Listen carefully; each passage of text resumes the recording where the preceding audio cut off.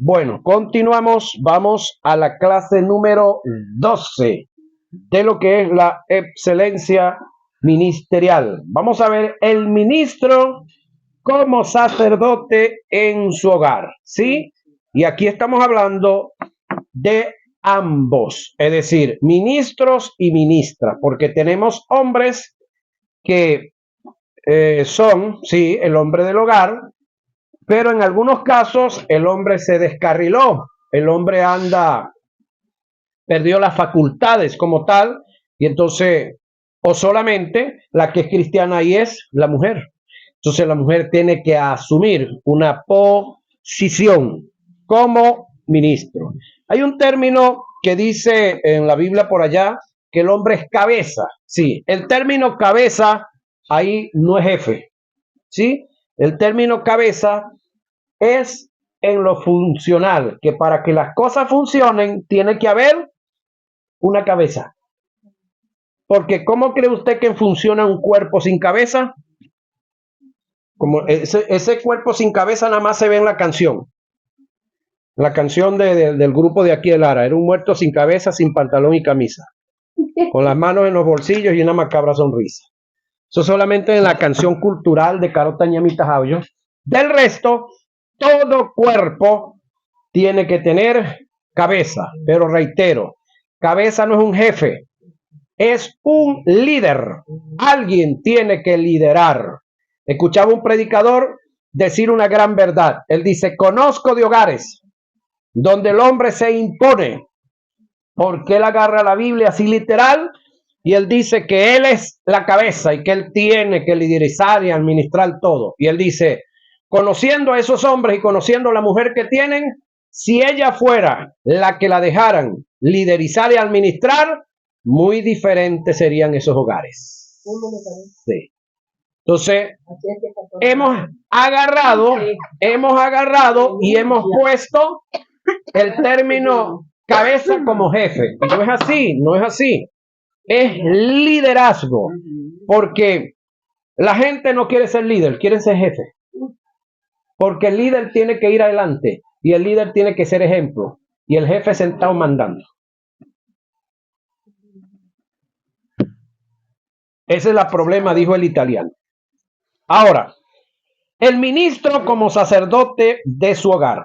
La primera iglesia como líderes y aún como cristianos, es decir, creyentes sin ministerio, que tenemos para pastorear es nuestro hogar. Ahora la pregunta es, si usted no tiene hogar,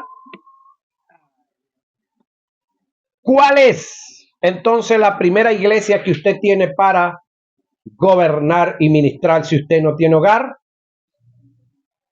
Incluso con todo y que tenga hogar, yo difiero de esta expresión que está aquí en la guía.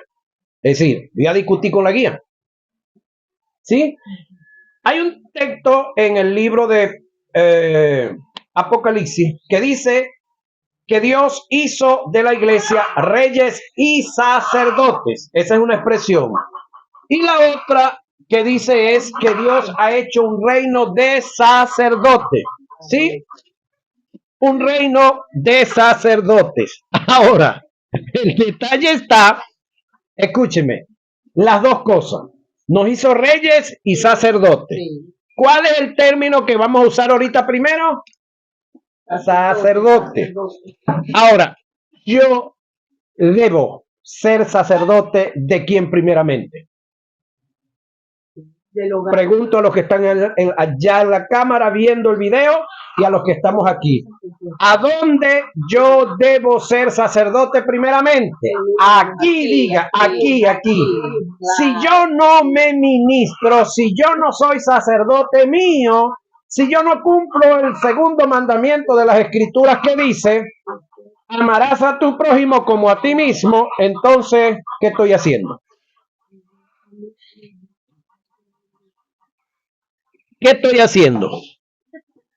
¿Sí? Si yo no, ajá, y es donde está el detalle.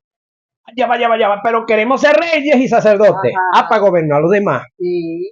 Pero ¿por qué no comienzo siendo mi sacerdote y gobernándome yo? Sí, señor. Sometiéndome yo. Y así cumpliremos lo que dice Proverbio, que un hombre, y hablando de hombre estamos hablando de mujer, que se gobierna a sí mismo, es capaz de gobernar cualquier ciudad. Porque es más fácil gobernar a toda la ciudad del Tocuyo que gobernarnos a nosotros mismos, porque es que nos gusta mandar a los demás. Pero ya va, ¿por qué no comenzamos con nosotros mismos, con nuestra lengua? Con nuestra mente, que la hacemos pensar lo que nosotros queramos, no lo que ella se le antoje y le provoque. Entonces, mira esto.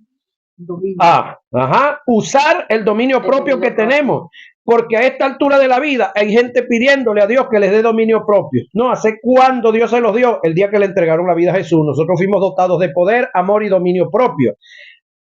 Que no lo sabemos, ya se lo estoy diciendo, que usted lo tiene, comience a usarlo. Entonces, la primera iglesia, como líderes y aún como cristianos, que tenemos que pastorear es a nosotros mismos. Y segundo, nuestro hogar. Si yo soy el líder en mi hogar, Pablo dice que el obispo o el ministro debe ser un buen administrador. Y comencemos con nosotros mismos, de su hogar, pudiéramos decir de su vida, para luego entonces poder hacerlo en su hogar. Primera Timoteo 3:4, Tito 1:6.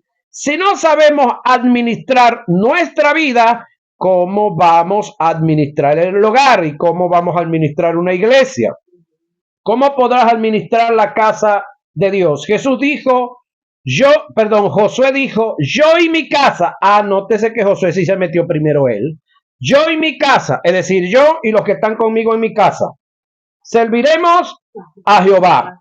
Josué 24:15. En una ocasión, en el acto fúnebre de un pastor, se levantó un anciano de la congregación y dijo a los presentes, si hay alguien que tenga algo que sentir o agradecer a este hombre de Dios que ha partido con el Señor, favor levantarse antes de darle sepultura. Hubo una pareja que se levantó y dijo, cuando nuestro hogar tuvo problemas, el pastor estuvo allí. Otra pareja se levantó y dijo, cuando estábamos enfermos, el pastor estuvo allí. Se levantó otro hermano y dijo, cuando yo estuve preso por robarme las gallinas de Martina, el pastor estuvo allí. Y así sucesivamente se escucharon varios testimonios. En eso un joven intervino y se acercó al féretro, llorando con ropas andrajosas en las condiciones más deplorables, y mirando al cadáver dijo, ahora entiendo, papá, por qué cuando más te necesité por qué cuando más necesité a mi padre, nunca estuvo allí. Se trataba del hijo del pastor. Muchas veces nuestros hijos no quieren saber nada de Dios ni del Evangelio por nuestro mal testimonio, por el maltrato, por las decepciones y desilusiones que como padres y ministros le damos. Nos ganamos a un mundo para Cristo mientras nuestros hijos se pierden y nuestras esposas caen en la apatía y el desgano espiritual. Le dedicamos más tiempo, oiga, al ministerio y a la obra del Señor que a nuestro hogar. Debemos tomar en cuenta que hay momentos que nuestros hijos desean que hagamos un regreso a la etapa de la niñez y se la dediquemos a ellos, quienes desean compartir, jugar, reír, ir al parque, practicar algún deporte, contarnos algunos chistes, contarnos sus éxitos, sus decepciones y fracasos, sentir el abrazo y el calor de un padre, sentir que tiene a alguien que lo representa, quieren sentirse seguros y vivir confiados. Ellos quieren ver en nosotros, además de un padre, un amigo, un protector, un benefactor. Debemos debemos también entender que ellos a través de nosotros ven a Dios como la imagen de Dios para ellos. No los defraudemos ni los desilusionemos. No les causemos ningún tipo de decepción.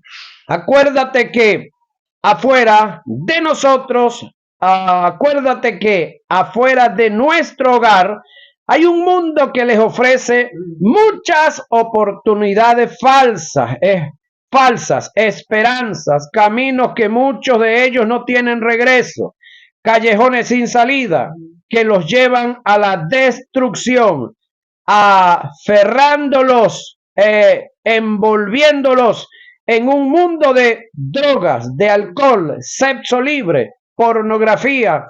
Fuera de nuestros hogares se van a conseguir con amistades que sin lugar a dudas le van a dedicar el tiempo que no le dedicamos en nuestros hogares. Les van a tratar temas en una forma tergiversadas que nunca compartimos con ellos como padres. Con ellos, ten presente que lo importante no es tener hijos, sino criarlos, amarlos, educarlos, protegerlos, instruirlos en el amor de Dios con nuestras palabras y aún con nuestros ejemplos, que ellos puedan sentirse orgullosos de nosotros como padres y por causa de la buena paternidad se sientan realizados y que nada de lo que el mundo les ofrece pueda tener importancia para ellos. Cumplir con la buena paternidad, siendo amorosos, tiernos, comprensibles, atentos, respetuosos, amables, cortés, no provocando ira en ellos, nunca tratándolos con violencia, respetando los derechos que ellos tienen y evitar caer en la autocracia, la imponencia, el despotismo, la obstinación, y con todas estas virtudes que forman parte de la crianza, formar un carácter en ellos en el temor de Dios, y de esta forma se puedan conducir en la vida sabiamente. En una ocasión, un conocido predicador que fue condenado por las autoridades de los Estados Unidos a 30 años de cárcel, recibió la visita de uno de sus hijos en el momento de la despedida. Por haber concluido la hora de la visita, se dirigió a su hijo y le dijo: hijo, lamento que estos sean los momentos más vergonzosos y penosos de toda mi vida, de tener que compartir contigo estando en la cárcel. El hijo le contestó: papá, pero para mí son los más agradables y felices de mi vida, porque por primera vez desde que eres mi padre, me dedicas una hora de tu tiempo para compartir conmigo. Wow. Este es el triste caso de un ministro que le dedicó tanto tiempo al ministerio, pero no se ocupó de su hijo. En una ocasión, se le acercó una niña de 5 años a su padre y le preguntó: papá, ¿cuánto ganas por hora en tu trabajo en la iglesia? El padre le dio una suma. La niña suspiró y dijo: ¿quién tuviera esa cantidad? El padre le contestó: ¿para qué? La niña le respondió: para comprar una hora de tu tiempo y me la dediques toda a mí. Estos son los tristes casos, ejemplos y testimonio de hombres y líderes que descuidaron sus hogares por sus labores, incluyendo el ministerio. En cuanto a nuestras esposas, debemos tomar en cuenta que ellas son seres humanos con sentimientos y emociones, que necesitan ser cultivadas, no importa el tiempo que se tenga de casados.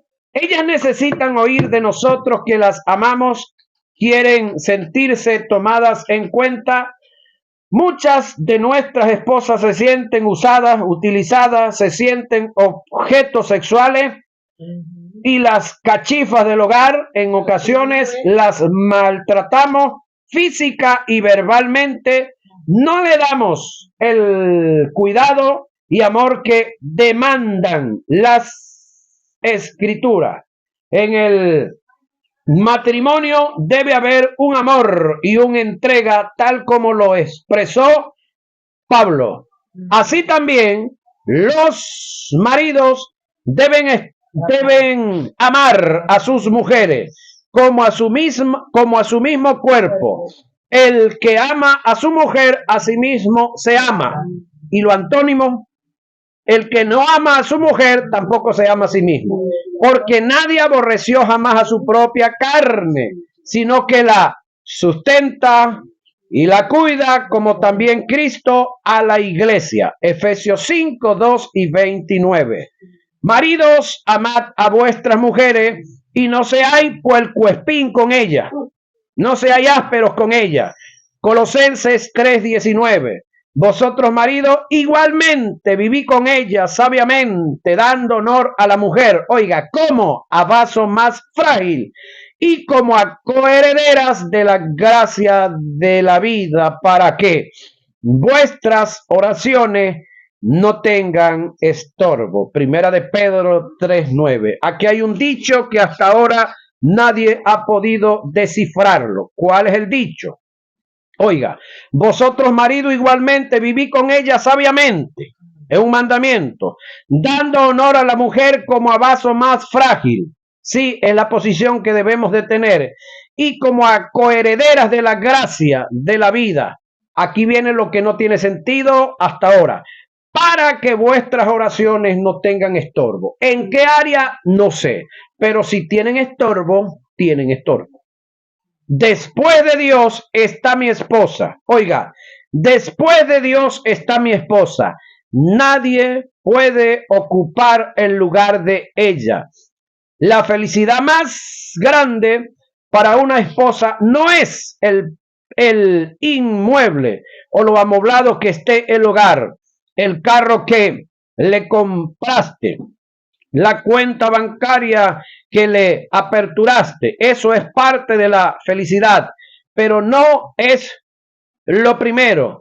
El gozo más grande para una esposa es descubrir que ella ocupa, después de Dios, el primer lugar en nuestras vidas. Es sentirse que son parte de nuestro ser y que forman parte de nuestro existir. Hay momentos como ministros y primeramente como esposos en las que he tenido que pedirle perdón a mi esposa y a mis hijos por algunos errores que he cometido, y he ganado más con esta aptitud que encerrarme en el orgullo y fragmentar así el fundamento del hogar y llevarlo a la destrucción. Raúl Velázquez, excelente escritor y maestro, en una ocasión me dijo: nunca podemos construir un ministerio, oiga, sobre los escombros de un hogar en ruina. Y agregó: Dios está más interesado en tu hogar que en el ministerio que te ha dado. En una ocasión, la esposa de Ronald Shore lo puso a escoger entre el ministerio y ella. Y Ronald se quedó con ella, alegando que lo primero que Dios le dio al hombre en el huerto del Edén fue un hogar, no un ministerio. En mi caso, si mi esposa me pone a escoger entre Dios y ella, me quedo con Dios, pero entre el ministerio y ella, me quedo con ella. El orden de prioridades es como sigue: Dios primero, segundo el hogar y tercero el ministerio. Ronald Shore le oró a Dios y le dijo: Señor, Mi esposa me puso a escoger entre ella o el ministerio, y yo me quedo con ella. Si tú quieres que te sirva, haz una de estas dos cosas. O te la lleva o te la mando. No, o te la llevas o la cambias. Ay, Dios. Y Dios, y o te la lleva o te la mando. Está cruel, ¿verdad?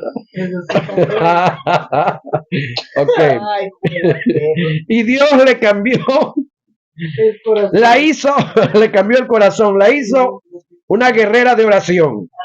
Siempre he dicho que uno de los obstáculos más fuertes que el ministro tiene para desarrollar el ministerio es la esposa, cuando no se le ha revelado e iluminado el ministerio que su esposo recibió de parte de Dios. Y esto es viceversa.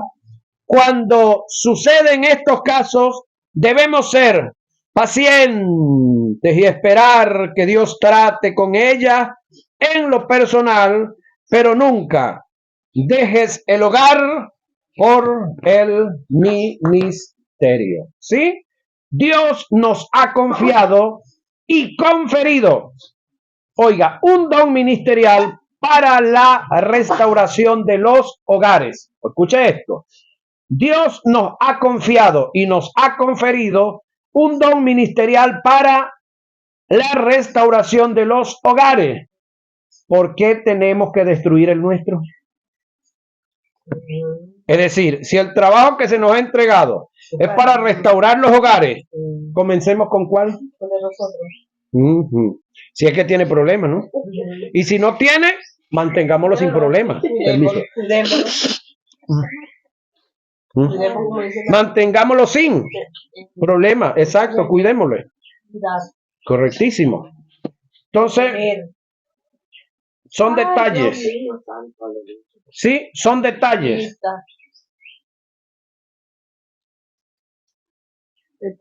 Se ha dado el caso de ministros que en forma descarada han abandonado a sus esposas sin ninguna razón y han vuelto a contraer matrimonio. Y las razones que dan son: no la amo, no me gusta, no nos comprendemos. Conozco el caso personal de un hombre, creo que yo lo comenté, en la zona, en Oriente, que el hombre fundó más de 10 iglesias en un territorio donde estaba. Un hogar bien bonito, sus hijos, sus hijas, su esposa, y por alguna circunstancia el hombre se encarnizó y se puso a vivir con la evangelista del ministerio. La esposa, y de paso se fue a divorciarse para quedarse con ella. La esposa le rogó, le pidió que no se fuera, que ella lo perdonaba. Y el desgarampao, nada. Se divorció y se casó con la otra y abandonó su hogar. Luego salió botado del ministerio en el que estaba. Se fue por ahí para Estados Unidos un tiempo y después regresó con las tablas en la cabeza y más nunca levantó cabeza, porque las tablas siguieron en su cabeza. Y de paso, la evangelista le truncó el ministerio. Le puso un viaje de hijos y nunca podremos llevar un ministerio sobre los escombros de un hogar en ruina, porque arruinó el hogar de él y le echó a perder el futuro hogar que esa mujer pudo tener con cualquier hombre. Mi pregunta es: ¿no me puede dar Dios amor, deseos y comprensión para mi esposa? Claro que sí. ¿Por qué acudir a la separación? ¿Por qué no orarle a Dios para que restaure mi hogar?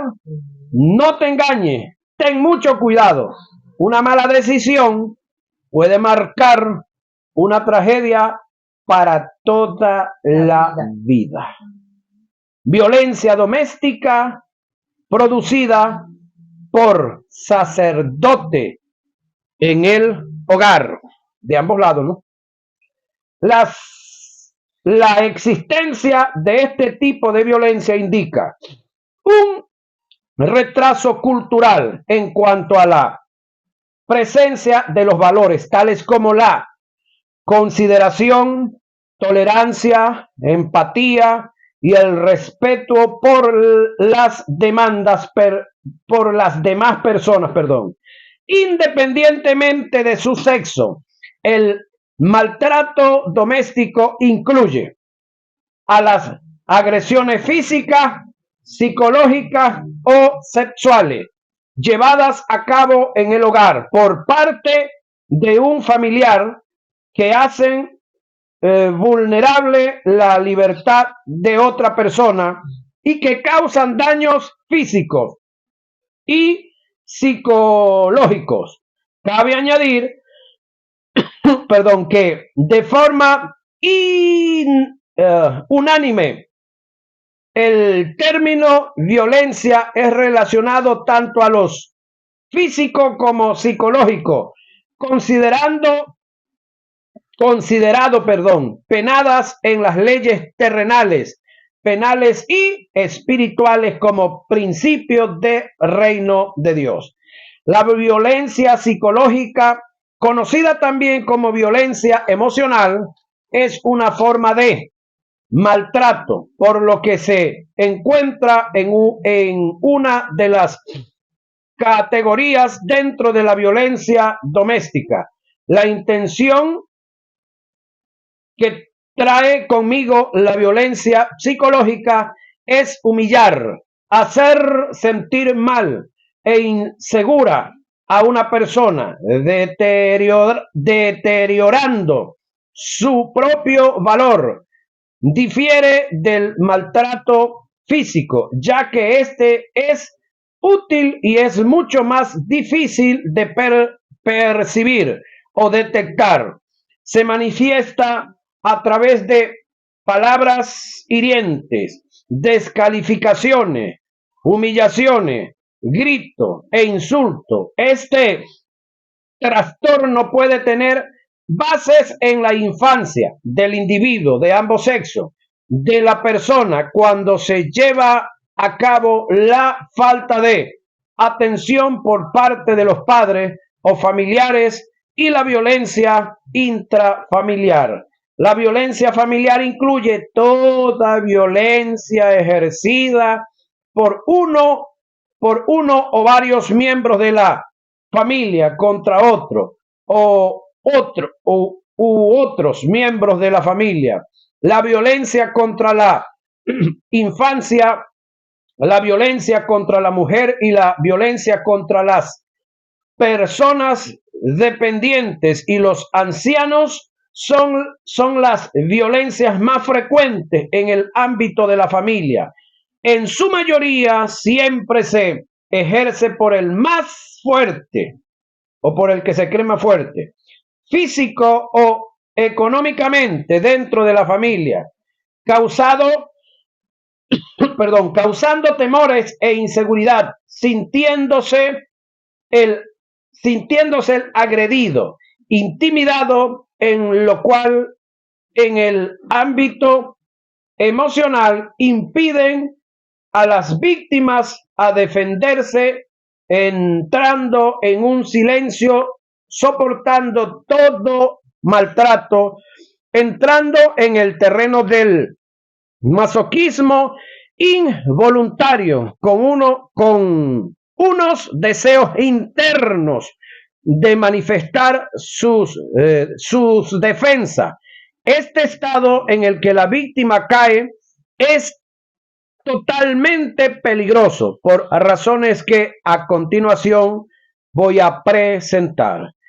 Es tanto el nivel de impotencia que la víctima siente por causa del maltrato intenso y exagerado que en algunos casos caen en el terreno del suicidio, es decir, se suicida el que está siendo maltratado para de alguna forma liberarse del asunto. En el caso de los infantes, muchos, en su mayoría, se tiran a la calle en total abandono para de alguna forma buscar una paz, aunque sea ficticia, que el ambiente fuera de su hogar les ofrece en el momento o momentáneamente. En otro caso, los victimarios en su impotencia de defensa se revierten en una potencia feroz y agresiva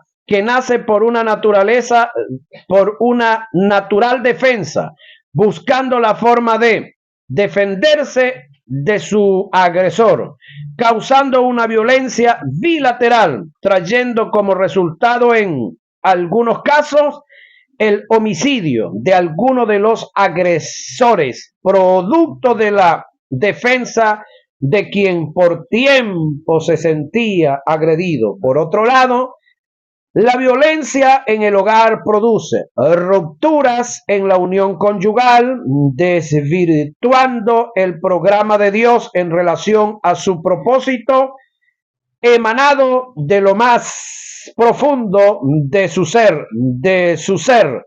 en relación al matrimonio. Acuérdate, Dios no puede ser burlado. Perdón, lo que siembras lo vas a cosechar. Cuida tu hogar como tu propia vida. Es parte esencial de tu vida y del ministerio. La unidad en el ejercicio del ministerio. Efesios 4, 2 y 6. El término unidad viene del verbo enotes, derivado de heins, que es el neutro de heins.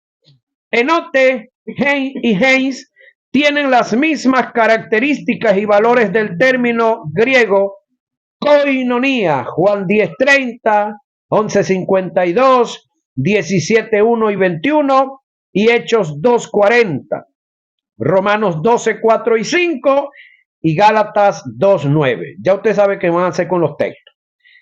El equivalente del término koinonía en el español es comunión, que indica tener las cosas en común, mutuo acuerdo, compañerismo, sociedad, intimidad, distribución. Por eso le decía ahora que hay personas que viven en un sitio pero no tienen hogar, porque le digo algo, si usted vive en una casa por ahí alquilado, un apartamento solo, pregunto, ¿eso es un hogar?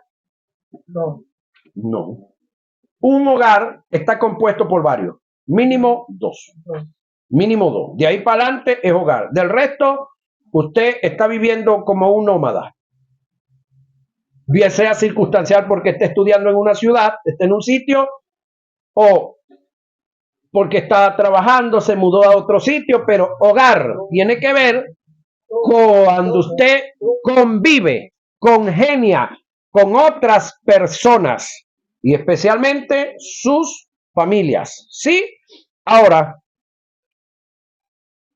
el término unidad viene del verbo hey, que es, ya aquí pasamos, perdón. El equivalente del término koinonía en el español es comunión, es decir, común, unión. Y para usted tener comunión, tiene que haber otro con el que usted tenga una unión común, que indica tener las cosas en común, mutuo acuerdo, compañerismo, sociedad, intimidad, distribución. Es lo que podemos llamar también cooperatividad. Ahora pregunto, ¿usted viviendo solo, con quién coopera? Con la pared. Son inanimadas, son inciertas. La pared usted las escupe, no le van a decir nada, las patea, le va a doler el pie suyo y la pared sigue fina. Les tira cualquier cosa y ya tranquila. Pero ahí es imposible que haya comunión. Cuando usted está llorando, la pared no se ríe suyo, ni tampoco va a llorar con usted. La unidad es tan importante, oiga, que Jesús le dedicó todo un capítulo en su oración a favor de ella. En Juan capítulo 17, léanlo y estudienlo todo. El objetivo de la oración es para que ellos sean uno, como tú y yo somos uno. Ahora la pregunta aquí es, oiga otra vez aquí, para que ellos varios, sean uno. Oiga, como yo y tú somos uno. Ahora, el término unidad aquí es una unidad compuesta. Pregunto yo, ¿tienes una Biblia? Sí. ¿Esa Biblia está compuesta por cuántos libros? La más común, 66. La otra, 73. Y la otra, la de los etíopes, 90. ¿Tienes una casa? Esa casa tiene que tener varios cuartos, debe tener un baño, debe tener una cocina, porque una cosa es una habitación y otra cosa es una casa. Tienes la familia, mínimo tienes que tener otro más aparte de ti. ¿Sí? Entonces, son detalles que tenemos que analizar acá. La unidad es tan importante que Jesús la tomó en cuenta y le dedicó un capítulo. Y le dice, para que ellos sean uno, como tú y yo somos uno. Ese uno en Dios es un uno compuesto. ¿Qué es un uno compuesto? Oiga para acá. Fue la mañana y la tarde, un día. Un día está compuesto por la mañana y la tarde. Si no hay mañana y no hay tarde, olvídese que hay día. ¿Sí? Una casa está compuesta de paredes y techo mínimo. Puede que no tenga piso y es una casa porque hay techo y hay paredes. Ajá, pero si no hay techo, bueno, es una casa que está en construcción. ¿Sí? Un hogar está compuesto por un hombre y una mujer. Tiene que estarlo. Ahora, en el caso de Dios, cuando Él dice, Dios Cristo y Dios Jehová, para que tú y yo para que ellos sean uno como tú y yo somos uno. Ese uno tiene que ver con cooperatividad. No es que Dios Jehová dejó de ser Dios Jehová y se hizo Cristo y Cristo deja de ser Cristo y se hace Dios Jehová y son uno. No, es un uno compuesto. Es como cuando la escritura dice que los casados, Pablo y Martina, son uno. Ya va, ese es un uno absoluto. No, no. ¿Por qué no es absoluto? Porque hace cuántos años tiene usted casado. ¿Cuántos? Ajá, hace 41 años ustedes eran uno. Hace 45 años ustedes eran uno. No, estamos hablando de antes de casarse. No eran uno. Ustedes se hicieron uno. Ajá, pero ese uno es por el resto de los años de la vida. No, la Biblia dice hasta que la muerte lo separe. Entonces ese uno es un uno compuesto, que un día se va a descomponer, que ustedes han sido rudos con los desafíos que le han venido y han vencido todos los desafíos y siguen siendo uno. Ok, pero hay algunos que se unieron y no duraron 3 años, no duraron 5 años y así por el estilo. Fue uno que se descompuso, porque es un uno compuesto. ¿Se copia eso, verdad? Ok. Entonces, observe que el centro de la oración es la unidad. Vivir en unidad es vivir en el carácter de Dios, de Cristo y del Espíritu Santo, que ellos son uno, pero en un uno compuesto. Pero, aparte de que es compuesto, porque lo componen 3, es eterno, porque ellos van a permanecer por la eternidad compuestos. En cuanto a la unidad, debemos tomar en cuenta ciertos factores que son determinantes para la unidad. Dios no quiere, óigame, uniformidad. ¿Sí? Dios no quiere uniformidad. Si no, mírese usted y mire los hermanitos, los otros hijos de su mamá y de su papá. Todos son feos iguales. ¿Verdad que no? No. ¿Por qué le dijo feo a sus hermanos? Ninguno. Ni en el color, ni en el tamaño, ni en la contextura, ni en los deseos.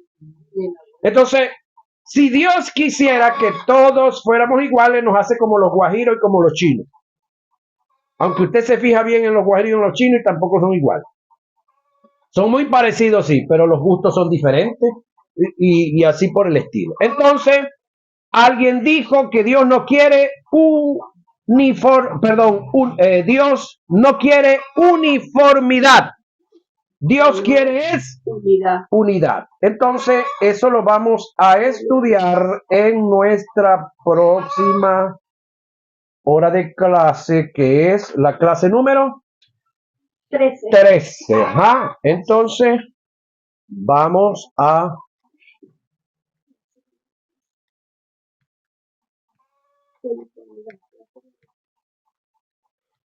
bendito el Señor Jesús.